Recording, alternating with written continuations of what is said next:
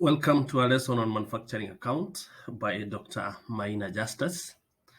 The running outcome for this topic is that at the end of this lesson, you should be able to identify the various types of costs and their classification for purposes of preparing the manufacturing account. Number two, you're supposed to distinguish between production and non-production cost, prime cost, and also overhead cost.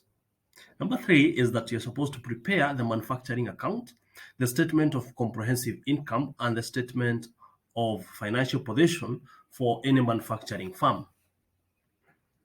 On to the introduction. We find that there are various forms of business enterprises. And that is, we have the sole proprietorship, the partnership, and the companies. Most of them are usually merchandising entities, since they usually buy goods in a form when they are ready for sale. They resell the goods, and hence majority of them are distributive agents. Like what you can see in this market here, there's somebody who is distributing these fruits. Another form of business enterprise is usually a manufacturing business. And these are businesses that manufacture goods themselves and later distribute them. Like you can see here, there's a company that is manufacturing a drink, and therefore afterward they can distribute them. Such enterprises in Kenya include Bidco oil refineries, and for such business enterprises, an account known as manufacturing account is usually prepared in addition to the statement of comprehensive income. A manufacturing enterprise will utilize a manufacturing account to determine the production cost. So the main purpose of any manufacturing account is to determine the production cost. So what is this production cost? In any manufacturing enterprise, the total cost of production is usually divided into two. We have the prime cost, or what we call the direct cost, and the indirect cost. So let's see them in details. The direct manufacturing cost is what we are seeing is also known as the prime cost. So the sum of all those direct costs is usually referred to as the prime cost. So the components of the prime cost includes the direct materials, direct labor, and also direct expenses. So therefore, prime cost can also be given as direct materials plus the direct labor plus the direct expenses. Other direct costs usually include the hire purchase of special machinery for production, carriage inwards of raw materials, and so on and so forth. Then we have the indirect manufacturing cost. These are incurred during the production process, but cannot be easily traced to units of a product made. And this cost must be incurred for production to be complete. And they usually include manufacturing, factory lighting and heating, rent and factory, depreciation on plant and equipment, factory power, wages for factory casuals, maintenance of factory forklift, and so on and so forth. Then we have other expenses that are also incurred in the production, and these include the administrative expenses, number one, and one of them we have the salaries and wages for any staff, the legal expenses, the accountancy expenses, and also we have the depreciation of office equipment. Other expenses that we usually have is that we have the selling and distribution expenses, such that we have the salaries and wages for sales and marketing team, depreciation for the distribution vehicles, we have the advertising expenses, the carriage outwards, commission paid out on sales. Then we also have another expense that we incur in the production of any commodity, that is the finance cost. And there we have what we call the discounter out, the bank charges, the bank interest on loan, and also we have the debentures interest.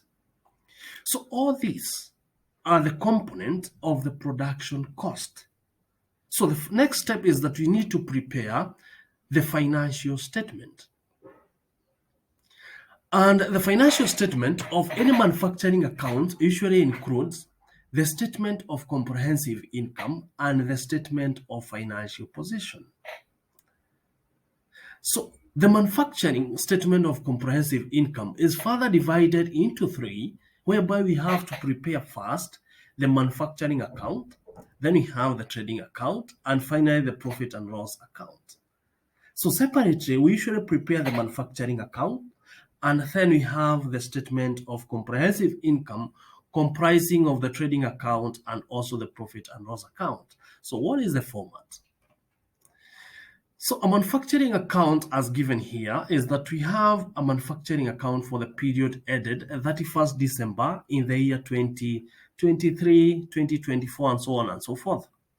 So the first part of any manufacturing account is to have the opening stock of all the raw materials you add to the purchases or the purchased raw materials, then carriage inwards, then you deduct the return outwards. This usually gives you the cost of raw materials that are available for production. Then you have to deduct the closing stock so that you can get the cost of raw materials that is used. Then you have to add the direct materials plus the direct labor plus the direct expenses. That gives you what we call the prime cost, because we said earlier on that prime cost is the total of all direct costs. Then after getting the direct costs, you have to add together with the indirect costs that are given there. And finally, you get what we are calling the total cost of production.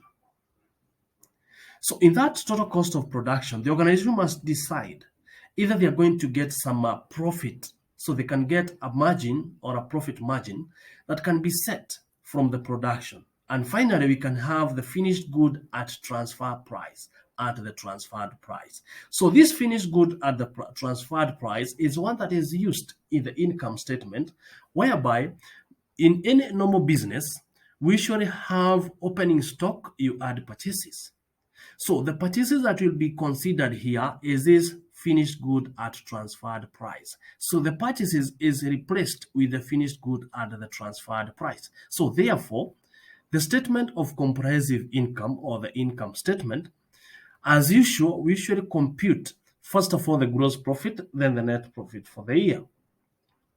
So we have to compute first the net sales, and that is sales minus the return inwards. Then you deduct the cost of sales, and that is what you have as the opening stock. You add the cost of good manufacturing or the transferred prices, where we used to refer in the earlier on as purchases. So here we have the transferred prices. Then you raise the closing stock, and that gives you the gross profit.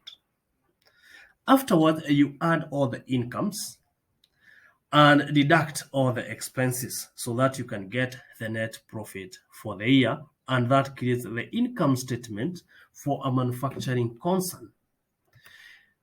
Then we can have the final thing, which is a statement of financial position. As usual, we usually say that a financial statement is a diagrammatical representation of the accounting equation, whereby assets are usually financed through capital and liabilities, or what we call equity and liabilities.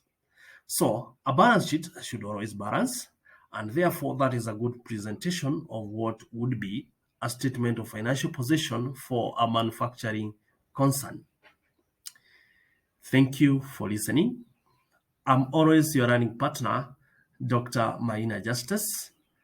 Thank you very much.